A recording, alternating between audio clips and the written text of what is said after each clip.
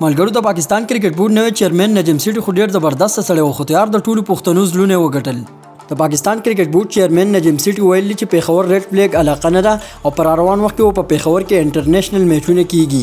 نجم سیټي ویل چې پیښور د انټرنیشنل میچز د لپاره بالکل محفوظ ځای دی. تاسو دا وړوکی شان ویډیو کلیپ وګورئ چې نجم سیټي د پیښور په باره کې څه ویلي دي.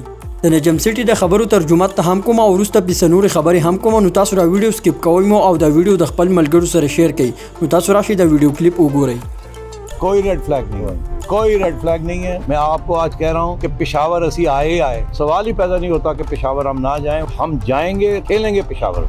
نو تاسو د نجم سیټي د خبرې واورېدې. نجم سیټي وایي چې پیښور ریډ فلیګ علاقه نه ده او پیښور بالکل محفوظ ځای دی. چیرمن نجم سیټي وایي چې په پیښور کې به خامخا انټرنیشنل میچز کیږي. نجم سیټي ویل چې داسې به اول خلکو د کراچۍ په باره کې ویل چې کراچۍ ریډ زون دی او ډېره خطرناک علاقه ده. اوس چې کوم دی انټرنیشنل کلاړیان اول کراچۍ ته راځي او اولینی میچونه په کراچۍ کې کوي. نجم سیټي ویل د پیښور چې کم ګراونډونه دي په هغې باندې کار روان دی او چې کله پې دا کار مکمل شي نو بیا په انټرنیشنل میچونه شروع شي. نو تاسو د چیرمن نجم سیټي د دې بیان په باره کې څه رایه لرئ؟ په کمنټ سیکشن کې خپل نظر زما سره ضروري شیر کړئ. د کرکټ نوي خبرونو لپاره دا پیج فالو کړئ او دا ویډیو د خپل ملګرو سره ضروري شیر کړئ. مننه.